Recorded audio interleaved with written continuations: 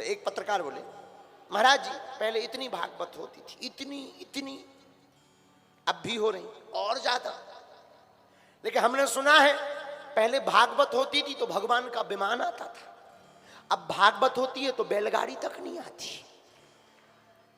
हमने कहा बात तो सही है, बात तर्क की है, इसमें कोई कुतर्क नहीं, बात तर्कमय है। लेकिन हमने उन्हें समझाकर कहा सुनो, उसने कहा क्या भागवत बदल गई? हमने कहा नहीं बदली, भागवत वही है, भगवान वही है, लेकिन पहले जब कथा होती थी तो भगवान का विमान आता था, क्योंकि कथा सुखदेव जी जैसा वक्ता होते थे, परीक्षित जैसा श्रोता होते थे। आजकल वक्ता भी 50,000 की गड्डी देखा तो जजमान भी कहा भागवत होए चाहे ना होए, नाम फेमस हो जाए कि हमने कथा करवाई। बस यही दो कमियां हैं, वक्ता सुखदेव जैसा परमहंस हो जाए, श्रोता भी समर्पण के साथ भगवान की कथा सुने, तो आज भी भगवान का विमान आने के लिए तैयार है। बोलो सीताराम।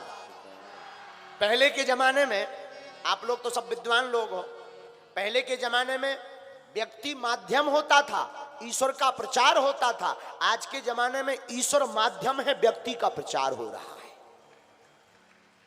इस पर कभी विचार करना।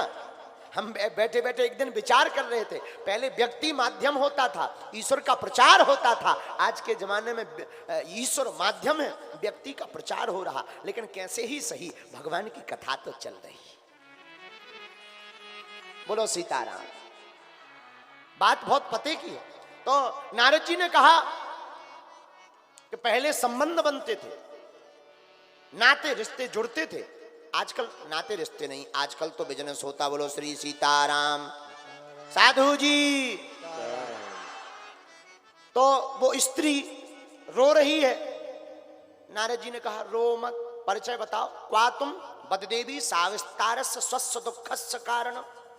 आप अपने दुख का विस्तार पूर्वक वर्णन कीजिए, कौन हो, क्यों रो रही हो। उस स्त्री ने परिचय दिया, अहम भक्ति ऋतु ख्याता इमौ में तनयौ मतौ ज्ञान वैराग्य नामानौ काल योगेन जल जल। हमारा नाम भक्ति देवी है। ये जो दो पुत्र हैं बूढ़े, एक का नाम ज्ञान, एक का नाम वैराग्य। अब लोग, नारद जी बड़े चौंके। माता जवान है, मां जवान है, बेटा बूढ़े, क्या बात है, क्या कारण है? भक्ति देवी ने कहा महाराज ये कलयुग का प्रभाव है। मैं जवान हूं, बेटे बूढ़े हैं। महाराज अगर मेरे दोनों बालकों की मूर्छा नहीं खुली तो इदम स्थानम परित्यज्य विदेशम गम्यते मया, मैं यह स्थान त्याग कर विदेश चली जाऊंगी। नारद जी बोले देवी ऐसा मत करना, आजकल विदेश जाने की भी बड़ी होड़ मची है। बात भी सही है, जब तक व्यक्ति विदेश ना हो आवे तब तक भारत वालों की नजर ही नहीं पड़ती। हाँ महाराज, भारत वालों की नजर ही तब पड़ती है जब वो विदेश हो आवे। हम अपनी बताते हैं, जब हमने लंदन में अंग्रेजन की ठटरी बार दी और संसद से जब हमने उतने बोले लो, तब पे भारत वालों की नजर पड़ी कि कोई बागेश्वर सरकार है। हाँ महाराज, नारद जी भक्ति देवी से कह रहे, भक्ति देवी कह रही इदम स्थानम परित्यज्य विदेशम गम्यते मया। तो नारद जी हाथ जोड़ के कहते देवी जी तुम ही अगर विदेश चली जाओगी, भक्ति ही भारत से अगर विदेश चली जाएगी तो फिर विदेश भारत का क्या होगा, तुम मत जाओ। महाराज पर हमारे दोनों बेटे, नारद जी बोले हम कोई उपाय करते हैं। नारद जी ने बहुत उपाय किया, गीता पाठर मुहुर्मुहुर, परंतु ज्ञान और वैराग्य की मूर्छा अवस्था नहीं खुली। आहा, फिर क्या, आकाशवाणी हुई,